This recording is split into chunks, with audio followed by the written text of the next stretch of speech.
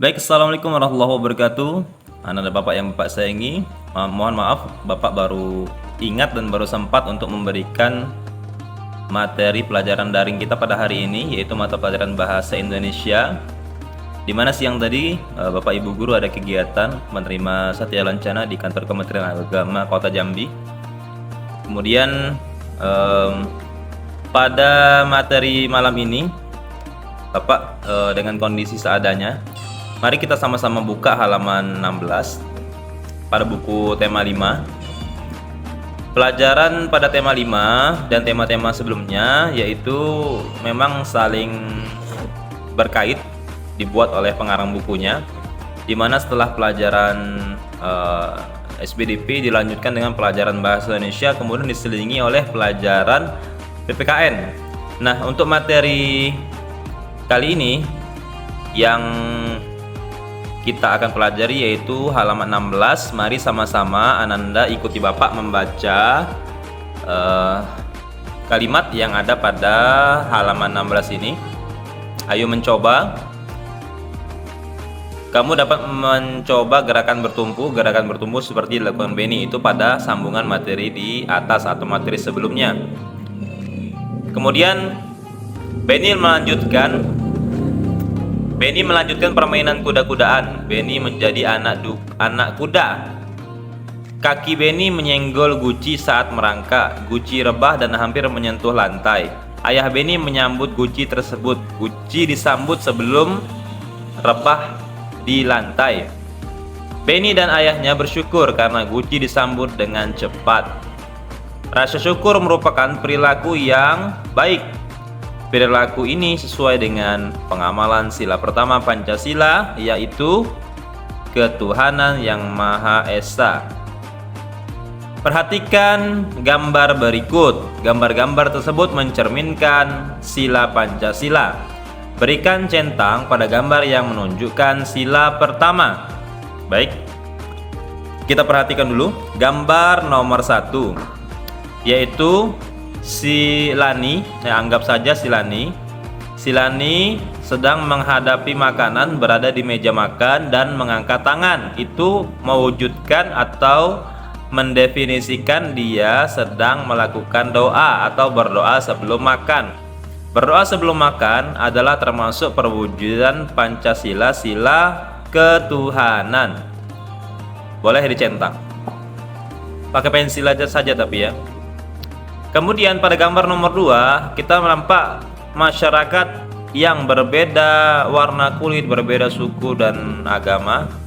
Mereka saling bergotong royong mengumpulkan sampah. Ada yang membawa sapu, ada yang membawa wadah sampah kering, sampah basah, kemudian ada sampah yang bisa didaur ulang ya, mungkin sampah plastik atau sampah botol.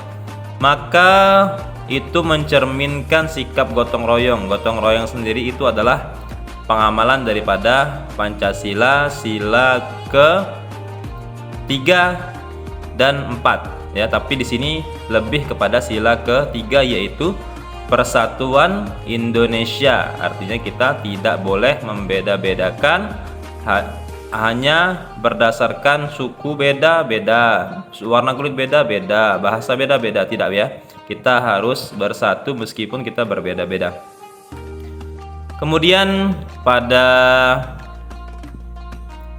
gambar nomor 3 juga mencerminkan dua anak yang berbeda. Yang satu menggunakan baju keagamaan Buddha nampaknya ya.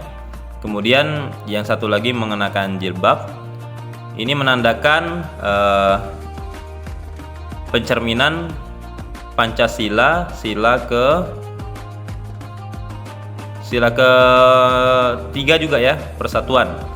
Kemudian gambar nomor 4 itu sedang sembahyang di pura dan itu adalah umat agama Hindu.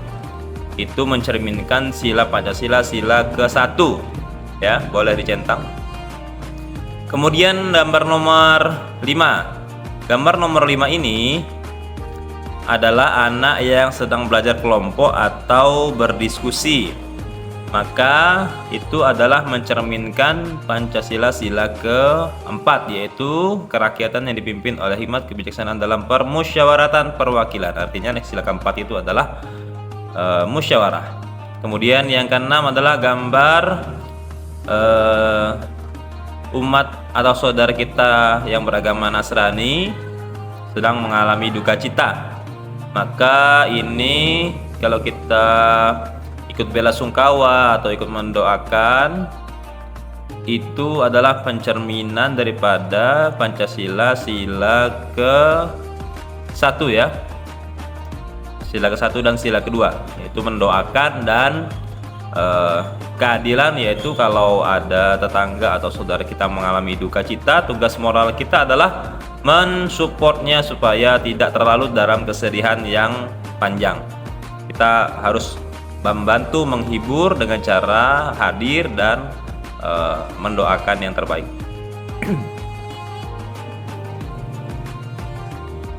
Oke, itu tidak usah dibuat ya, hanya mendengarkan saja karena itu materi PPKN besok Bapak jelaskan di kelas. Kita lanjut di kamu pasti mempunyai pengalaman. Ceritakan pengalamanmu menerapkan sila pertama Pancasila. Nah, ini kaitannya dengan pelajaran bahasa Indonesia juga. Menceritakan, dan di bawahnya nanti ada materi ungkapan, yaitu ungkapan meminta maaf kepada orang lain. Benny bersyukur karena guci tidak pecah. Kita baca lagi ya sama-sama. Benny meminta maaf kepada ayahnya. Pernahkah kamu melakukan kesalahan? Apa yang dilakukan setelah itu? Apakah kamu pernah meminta maaf? Coba lakukan dengan sopan. Maka meminta maaf pun caranya harus dengan sopan, nada yang merendah, dan ekspresi atau pengakuan benar-benar bersalah. Perhatikan teks percakapan berikut, bacalah dengan lancar. Oke, sama-sama kita baca. Benny, ayah, Benny minta maaf. Jadi cara membaca itu juga ada intonasi atau penekanan suara, jadi tidak datar ya. Ayah, Benny minta maaf. Ayah, Benny minta maaf ya, bisa juga.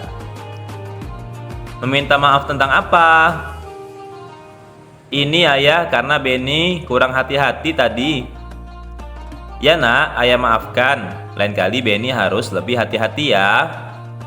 Ya ayah. Ayo main kuda-kudaan lagi Benny. Aku ingin menjadi anak kuda lagi ayah. Baiklah jagawanku, ayo kita bermain. Jadi teksnya ini kurang ini ya, kurang ekspresionis ya. Bapak tambahin sendiri tadi ya. Kemudian jawablah pertanyaan berikut dengan benar. Jawabanmu berdasarkan percakapan di atas. Contoh ungkapan meminta maaf. Oke, contoh ungkapan meminta maaf berarti ayah Benny minta maaf. Oke, itu adalah ungkapan cara meminta maaf. Jika kesalahannya tadi menjatuhkan guci, maka boleh ditambahkan, ayah Benny minta maaf ya karena tadi hampir memecahkan guci. Jadi lihat konteks perminta maafnya tentang apa. Mungkin kalian habis menumpahkan susu, mungkin kalian habis ngompol di kasur, atau mungkin kalian habis main becek-becekan di luar terus masuk ke rumah. Jadi konteks minta maafnya nanti boleh beda-beda ya, jadi jangan sama ngikutin di teks. Yang pertama, kalian mencari kalimat minta maaf yang ada di teks di atas. Kemudian kalian juga buat lagi 3 kalimat yang seperti itu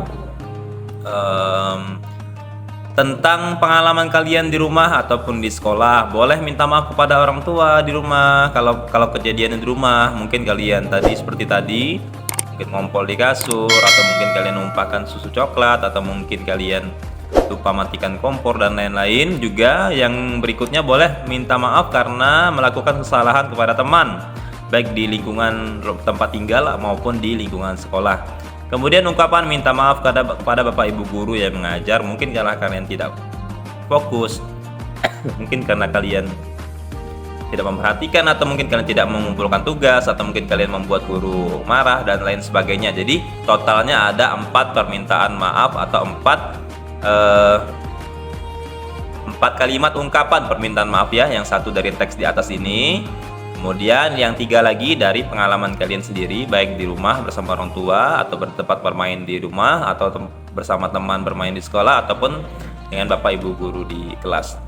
Jadi untuk materi daring kali ini itu saja, intinya adalah ungkapan kalimat permintaan maaf dan minta tolong kepada Anda semua rajin-rajin membaca, ikuti bacaan yang Bapak baca tadi supaya apa? Supaya lidahnya, mulutnya, dan kosakata, perbendaharaan kosakatanya bertambah dan terbiasa untuk berkomunikasi supaya ketika nanti tumbuh dewasa tidak gagap atau tidak